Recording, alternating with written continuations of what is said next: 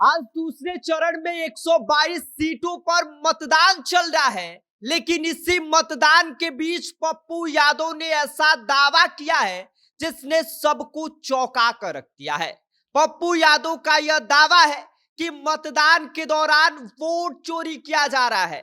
भाजपा के इशारे पर चुनाव आयोग मतदान के दौरान धांधली कर रहा है। और इतना ही नहीं, पप्पू यादव का यह भी कहना है कि जो मतदान के दौरान सुरक्षा कर्मी लगाए गए हैं, असल में वो सुरक्षा कर्मी नहीं बल्कि भाजपा के एजेंट हैं।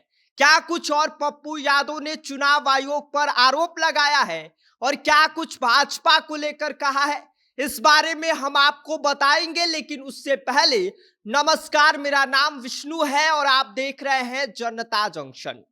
बिहार विधानसभा चुनाव के दूसरे चरण में जैसे जैसे वोटिंग की रफ्तार बढ़ रही है, वैसे वैसे राजनीति का पारा भी आसमान छू रहा है।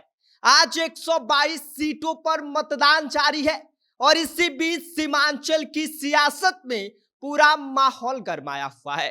पूर्णिया से निर्दलीय सांसद पप्पू यादव के एक दावे ने भाजपा और चुनाव आयोग पर सवालिया निशान खड़ा कर दिया है। मतदान के बीच पप्पू यादव ने खुलकर आरोप लगाया है कि इस बार चुनाव आयोग निष्पक्ष नहीं बल्कि निर्देशित तरीके से काम कर रहा है। उनका कहना है कि जहां भी उनके समर्थक वोट डालने जा रहे हैं, वहां पर ईवीएम को ही खराब कर दिया जा रहा है, या तो वहां पर जो सुरक्षा बल है वह मतदाताओं को रोक रहे हैं।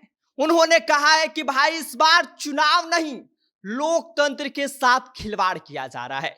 बूथों पर लोगों को डराया जा रहा है, उन्हें धमकाया जा रहा है, उन्हें वोट डालने से रोका जा रहा है और मशीनों को बार बार खराब कर दिया जा रहा है।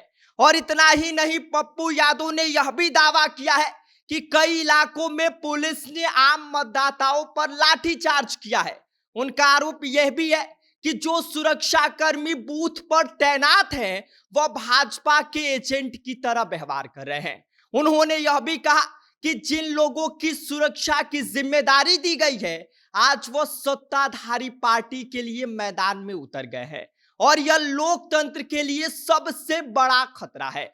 आपको बता दें कि उनके अनुसार जब वोट बीजेपी को जाता है तो मशीन ठीक रहती है, लेकिन जब विपक्ष को वोट दिया जाता है तो मशीन अपने आप फ्रीज हो जाती है। यह सोची समझी भाजपा की साजिश है और यह बात हम नहीं बल्कि पप्पू यादव कह रहे हैं। और इसके साथ ही पप्पू यादव ने अपने बयान में सीमांचल और कोसी की राजनीतिक अहमियत को भी बता दिया है और उन्होंने कहा है कि जब भी सीमांचल और कोसी जिस पार्टी के साथ खड़ा रहता है, बिहार में उसकी सरकार बनती है।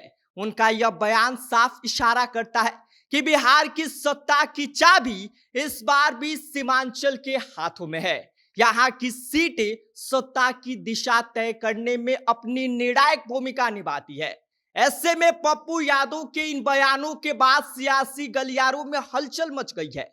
हालांकि चुनाव आयोग की तरफ से अब तक कोई आधिकारिक प्रतिक्रिया नहीं दी गई है, लेकिन पप्पू यादव के इन आरोपों ने पूरे माहौल को गर्मा कर रख दिया है और पप्पू यादव के इन आरोपों ने भाजपा और चुनाव आयोग पर सवालिया निशान खड़ा कर दिया है। ऐसे में अब चुनाव आयोग पप्पू यादव के इन आरोपों पर क्या जवाब देता है, यह देखने वाली बात होगी। बाकी इस पूरी खबर पर आपका क्या कहना है, आप क्या सोचते हैं, आप हमें कमेंट कर सकते हैं। आप देख रहे हैं जनता जंक्शन, मेरा नाम विष्णु है।